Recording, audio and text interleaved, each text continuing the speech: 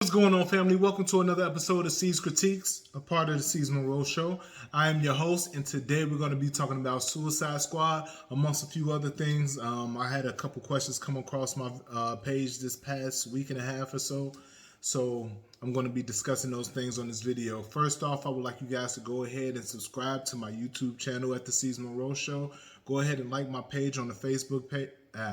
Like my page on Facebook at the Seez Monroe Show, and also comment below. Tell me what you think of the page. Tell me what you think of my videos. If you like it, if you agree with me, if you disagree with me, I want to hear about it. All right. Fair warning: there are a few spoilers in here, very light, so watch at your own risk. Today I will be discussing James Gunn's The Suicide Squad. I will be explaining my ratings on the film, key components on why the film is or is not worth watching on the big screen, and how streaming might help the box office. So with all that down, let's get into James Gunn's The Suicide Squad. So this film starts out by setting up Task Force X, which is the new Suicide Squad team. I say new, take that with a grain of salt because I'm not sure in this universe that the first film ever existed. But if the first film never existed, I'm not sure where Harley and Rick Flag developed their relationship, as well as Captain Boomerang. But with that being said, I'm going to leave the beginning of this film alone because I don't want to ruin anything for you guys. The beginning sets up something, and I think it was kind of clever how they did it. Although at times the beginning was very cringeworthy, and a lot of the jokes we were supposed to laugh at, they put it in the trailers and it fit well with the trailers versus real time in the film. So you have that. So let me get into the meat of this film without ruining it too much for you guys. So our main antagonist is Starro the Conqueror, and we get introduced to Starro by this 30-second film clip that's shown to us by one of the villains in the film. And DC has a thing with introducing characters just terribly wrong, and hopefully we fix that later on. But I digress. So Starro is being held captive in Jotunheim, which is a Nazi-era prison that's located in South America. This prison was built for not only political prisoners, but experiments as well. And this kind of reminds me of Overlord. I don't know if you guys ever seen this film. It's a J.J. Abrams production. I'm not sure who directed it, but you guys should go check that out.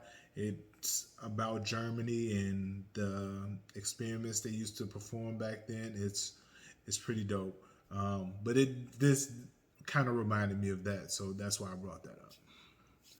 This part alone kind of pulled me out of the film because there's no explanation on how Starro got to this point. And I feel like at the beginning of this film, there was a missed opportunity to put that there, so we could have began this film on the right foot. So we're going to leave it there, family. I don't want to do the spoiling of the film for you guys. I want you guys to go out there and see it. I give it a 6.5. So I think you guys will enjoy it. It wasn't the worst film. It definitely topped the first one or the original. But obviously that wasn't hard to do. The film didn't really do any explaining of the characters. It didn't really... Character building is a lot for me, and we didn't get any of that. Not from the protagonist or the antagonist.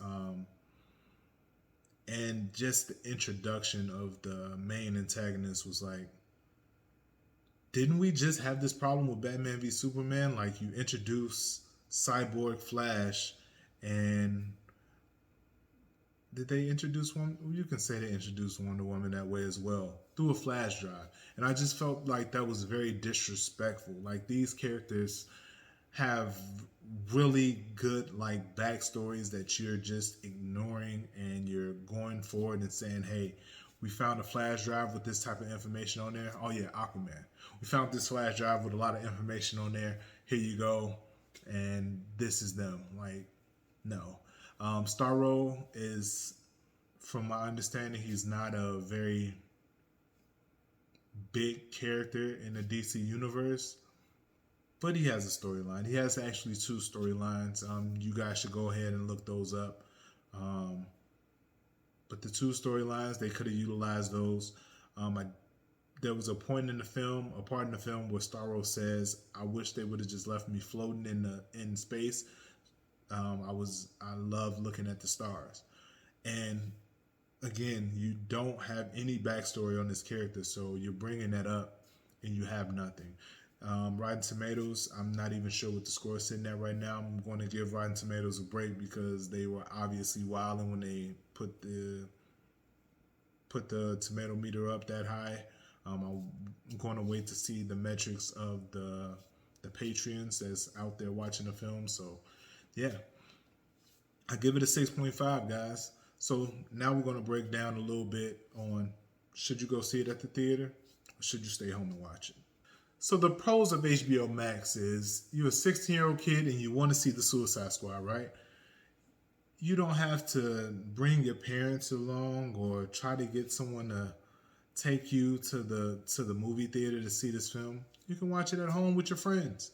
All of your underage friends can watch this film at home. Of course, if it's okay with the parents. But 9 times out of 10, the parents don't give a damn. You're 16, right? So that is the plus side of watching it on HBO Max. The plus side of watching it at the theater, not only are you getting that huge screen, that good sound, you're getting the crowd. The crowd is always going to help you in films, especially films like this. Do we have a moment in this film where it's like, hey, you need to see it at the theater? Not really, no. But if you're watching it at home and it's just you and your lady or something like that, you're not going to enjoy this film as much as enjoying it out and about with friends or just the crowd in the auditorium. So I would go ahead and see it in the theater if it's just 2 of you, but if it's like a group of you guys getting together, want to pop in, look how old I am, dating myself. If you want to go ahead and stream at the crib, that's going to be a wonderful time. If it's five or so of you guys, I think you will enjoy it together as a team, right? So yeah, that is my thoughts on that. I hope you guys enjoyed this review. Go ahead, like the video, subscribe to the page. I appreciate you guys for rocking with me.